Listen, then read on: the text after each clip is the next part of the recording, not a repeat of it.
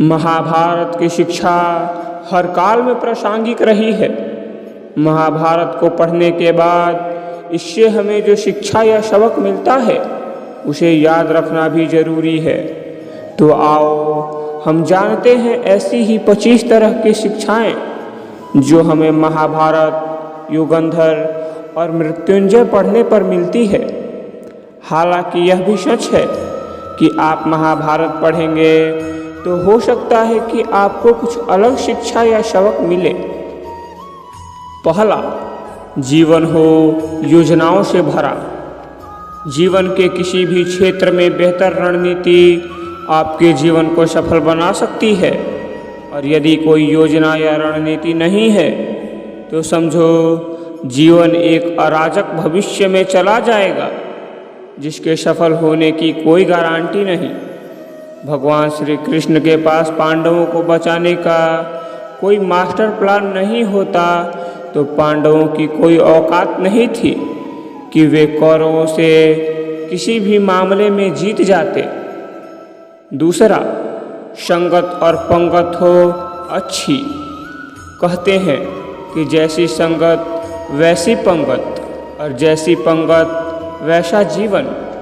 आप लाख अच्छे हैं, लेकिन यदि आपकी संगत बुरी है तो आप बर्बाद हो जाएंगे। लेकिन यदि आप लाख बुरे हैं और आपकी संगत अच्छे लोगों से है और आप उनकी सुनते भी हैं तो निश्चित है कि आप आबाद हो जाएंगे। कौरवों के साथ शकुनी जैसे लोग थे जो पांडवों के साथ कृष्ण। शकुनी मामा जैसी आपने संगत पाल रखी है तो आपका दिमाग चलना बंद हो जाएगा। तीसरा, अधूरा ज्ञान घातक। कहते हैं कि अधूरा ज्ञान सबसे खतरनाक होता है। इस बात का उदाहरण है अभिमन्यु। अभिमन्यु बहुत ही वीर और बहादुर योद्धा था, लेकिन उसकी मृत्यु जिस परिस्थिति में हुई उसके बारे में सभी जानते हैं। मुसीबत के समय यह अधूरा ज्ञान किसी भी काम का नहीं रहता है। आप अपने ज्ञान में पारंगत बने। किसी एक विषय में तो दक्षता हासिल होना ही चाहिए। चौथा, दोस्त और दुश्मन की पहचान करना सीखें। महाभारत में ऐसे कई मित्र थे जिन्होंने अपनी ही सेना के साथ विश्वासघात किया।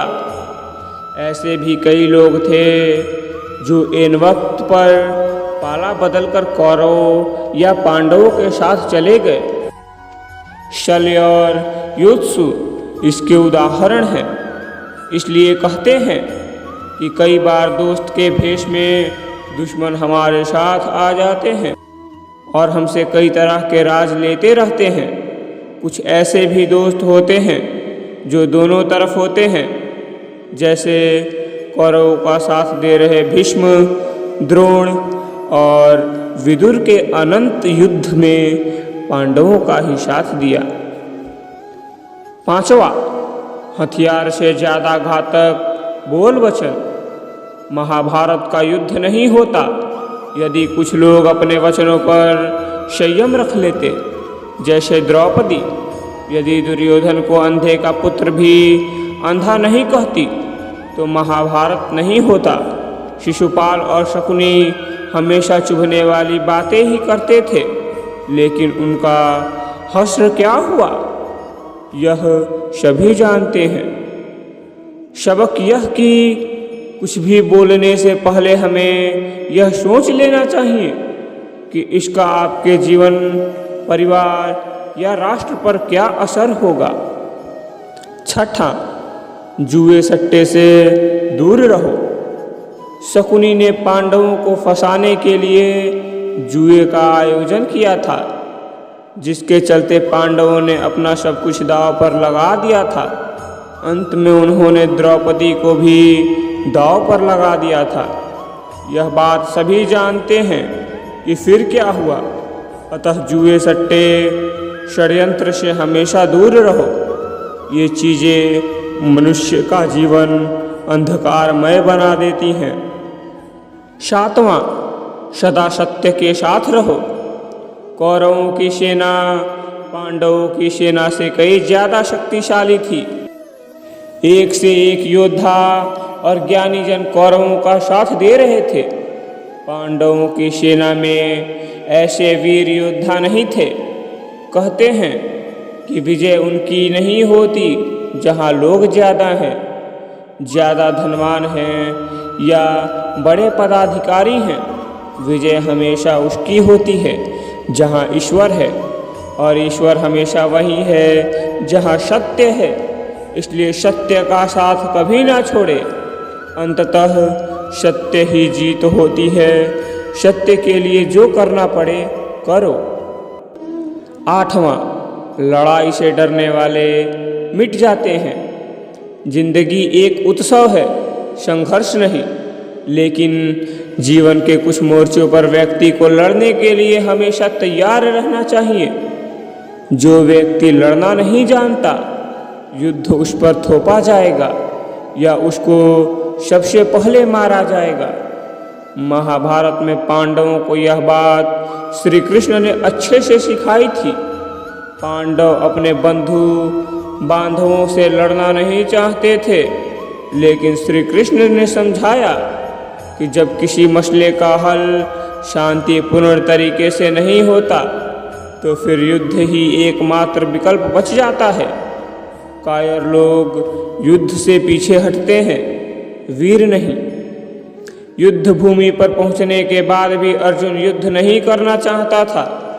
तब भगवान श्री कृष्ण ने उससे कहा कि न कोई मरता है और न कोई मारता है, सभी निमित्त मात्र हैं।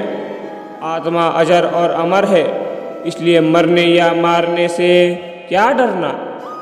9वां, खुद नहीं बदलोगे तो समाज तुम्हें बदल देगा। जीवन में हमेशा दानी, उदार और दयालु होने से काम नहीं चलता।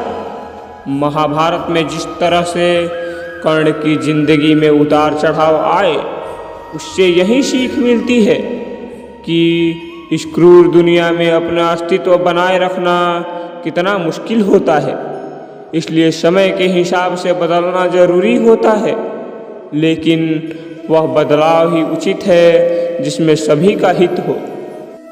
कर्ण ने खुद को बदलकर अपने जीवन के लक्ष्य को हासिल किया, लेकिन वे फिर भी महान नहीं बन सके, क्योंकि उन्होंने अपनी शिक्षा का उपयोग समाज से बदला लेने की भावना से किया। बदले की भावना से किया गया कोई भी कार्य आपके समाज का हित नहीं कर सकता। 10वां, शिक्षा का सदुपयोग जरूरी।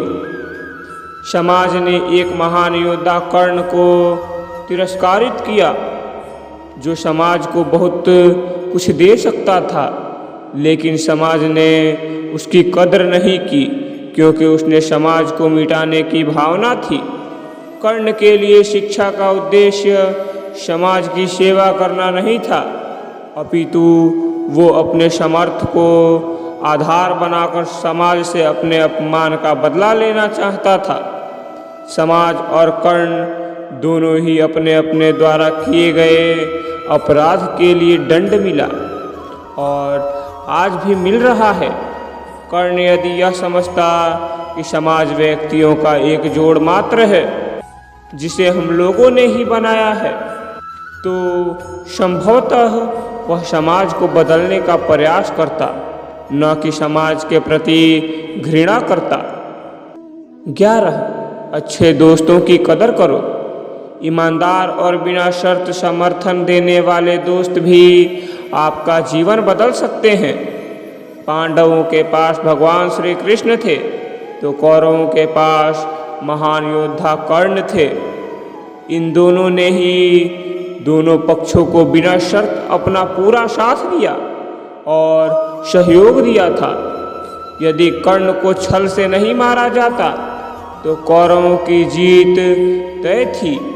पांडवों ने हमेशा श्री कृष्ण की बातों को ध्यान से सुना और उस पर अमल भी किया, लेकिन दुर्योधन ने कर्ण को सिर्फ एक योद्धा समझकर उसका पांडवों की सेना के खिलाफ इस्तेमाल किया।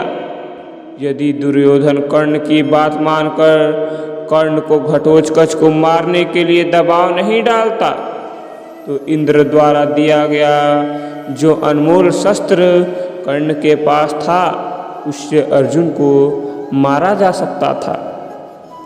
धन्यवाद। आज के लिए बस इतना ही। जय श्री कृष्ण।